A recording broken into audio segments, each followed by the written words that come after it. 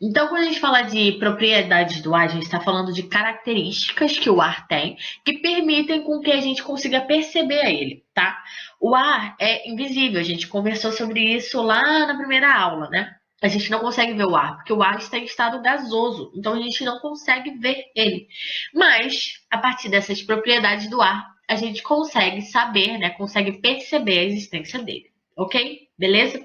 Então a gente vai falar sobre 5 características do ar, 5 propriedades, mas não são as únicas, tá? Existem outras propriedades que vocês vão ver, principalmente quando vocês entrarem lá em física, química, mas ainda falta muito, não se preocupe. Ok? Beleza? Show.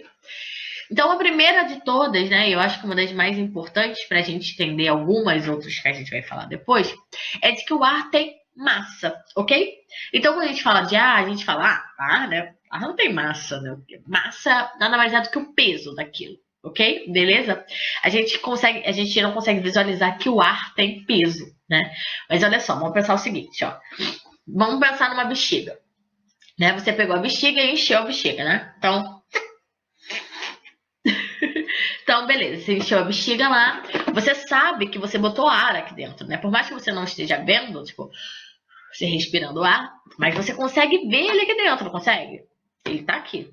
Tanto que ele encheu a bolinha, não é isso? Então, eu fiz um experimento aqui para provar que o ar tem massa, tá? Obviamente, nessa pequena quantidade é um pouco mais difícil de ver. Mas, o que acontece? Se você pegar 2 bexigas, ok? E nessas bexigas, uma você encher com um assopro só e a outra você encher com 2, 3, 4 assopros diferentes, e você tentar botar em um. Isso aqui é um canudo, né? Você botar em algum pedaço de madeira, em algo que você consiga fazer um balanço entre elas, olha o que vai acontecer, ó. Vocês conseguem perceber que a bexiga daqui ela tende a cair um pouquinho mais do que a bexiga daqui? Bem levinho, né? Por quê? Porque o peso do ar ele é muito pequeno. Então a gente não consegue perceber a olho nu muita diferença. Mas tem, ok? Beleza? A gente consegue perceber que tem uma diferença entre o peso dessa bola e dessa. Por quê? Porque o ar ele vai ter massa e peso diferentes. Ok? Entenderam isso? Se vocês não tiverem entendido, me avisem, tá? Então, primeiro, já foi, né? O ar tem massa, ok? Por quê? Porque o ar é composto de vários gases e esses gases, eles vão possuir o seu peso, vão possuir a sua massa, vão ocupar espaço, ok? Dentro, por exemplo, de uma bexiga. Ok? Beleza? Show. Já a segunda característica do ar, vou tentar arranjar um lugar. Já a segunda característica do ar é que o ar consegue exercer pressão sobre um determinado objeto, tá? Então, a pressão nada mais é do que a força exercida pelo ar ao redor de um corpo, de um objeto, enfim, algo que a gente vai determinar, tá? Beleza? Como que se funciona? Então, vamos ainda no exemplo da bexiga, tá? A bexiga tá aqui, ó, né? Vazia, tranquilinha. Se a gente enche ela,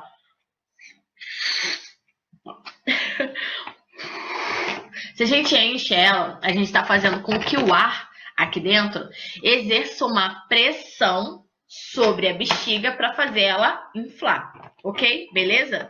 Então, a bexiga só está inflando por causa da pressão do ar aqui dentro, ou seja, da força que o ar está fazendo para fazer isso aqui, ó, inflar, encher, ok? Beleza? Um segundo exemplo de pressão que o ar faz é o caso da pressão atmosférica. E o que é a pressão atmosférica? Ela nada mais é do que o peso das moléculas de ar sobre nós, tá? Sobre os seres humanos, sobre os seres vivos, sobre uma superfície, sobre qualquer coisa que a gente defina, tá? Ok? Como que funciona? O ar que a gente respira, ele não está igualmente distribuído na nossa atmosfera, tá? O ar que a gente respira normalmente ele está mais quantidade na região próxima ao mar, tá? Ou seja, na superfície da Terra, do que em regiões montanhosas, em regiões mais elevadas, né? De elevadas altitudes. Ok? Beleza? Por que isso acontece? Porque aqui na região próxima ao mar, o ar é mais denso, ok? As moléculas de ar elas estão em maiores quantidades e mais densas. Ok? Beleza? Diferente das regiões mais elevadas, onde as moléculas de ar não são tão densas. E é por isso que a gente até fala que o ar nessas regiões é um ar rarefeito. Ok? Beleza? Show? E o que acontece? O que é essa pressão do ar? Eu não falei que a pressão é a força exercida pelo ar sobre um objeto? Então, aonde vocês acham que o ar vai estar fazendo mais força?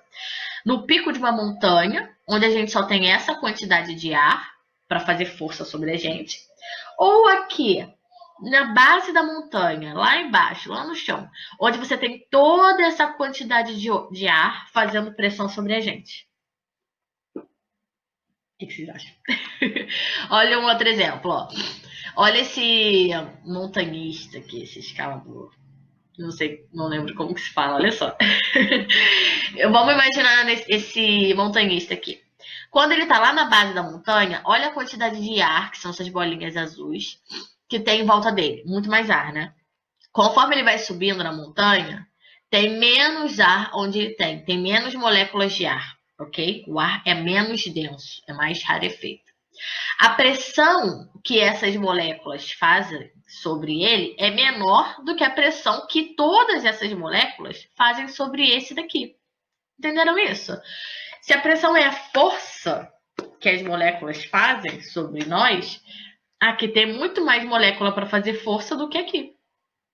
Entenderam isso? Ok?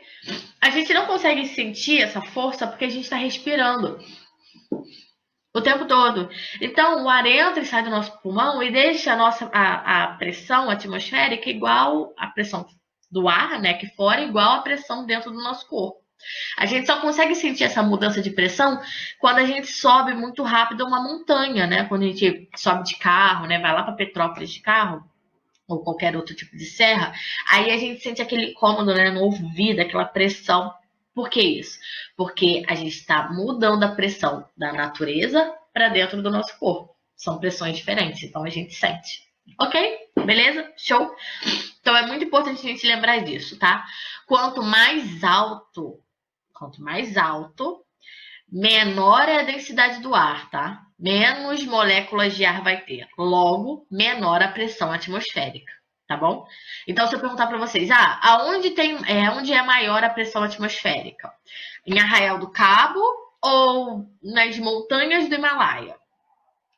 Aonde que vai ser maior a pressão atmosférica? Em Arraial do Cabo, né? Porque aqui a gente está a nível do mar, a gente tem muito mais ar, a coluna de ar muito maior, fazendo pressão sobre a gente. Diferente nas montanhas do Himalaia.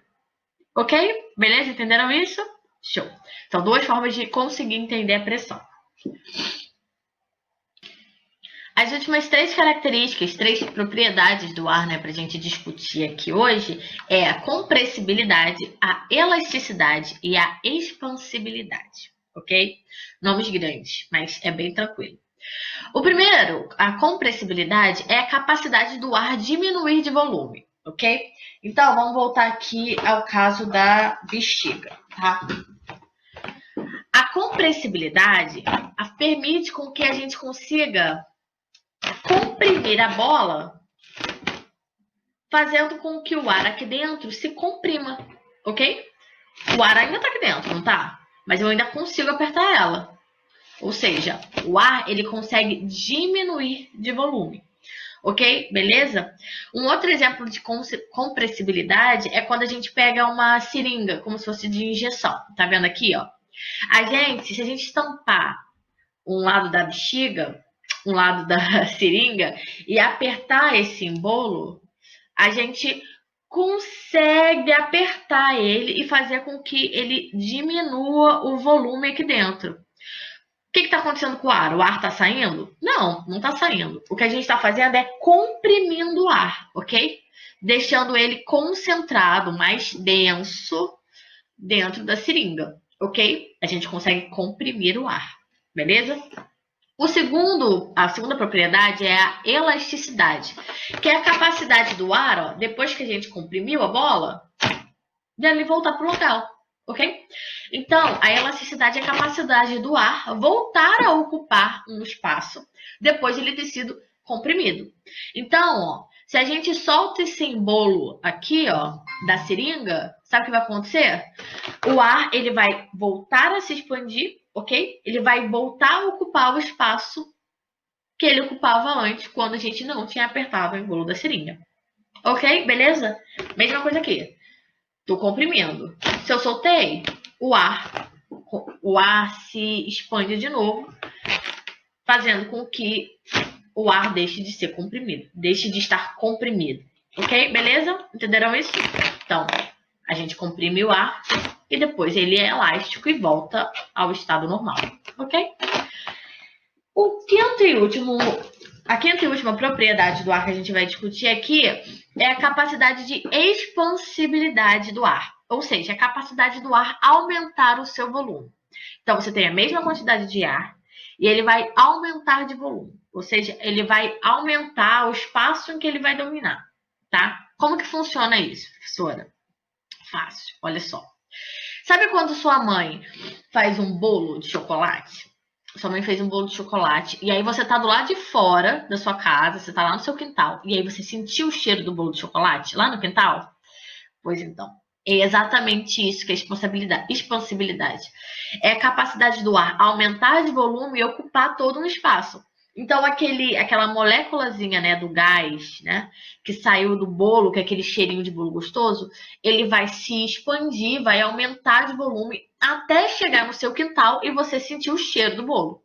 O bolo não precisa estar onde você está. Entendeu isso? O bolo pode estar longe de você, mas o cheiro, o ar, foi até você e você conseguiu sentir aquele cheiro. Ok? O mesmo caso acontece para perfume, né? Você abre um pote de perfume, você não precisa nem estar perto do perfume, você abre e deixa lá. Só que longe você já consegue sentir o cheiro. Por quê? Porque o ar, ele se expande, ele aumenta de volume. Ok? Beleza? Entenderam isso? Então, ó, o ar, ele se expande e domina todo um espaço. Ok? Beleza? Então, a forma mais fácil de a gente entender essa possibilidade é até com cheiro, né? Enfim.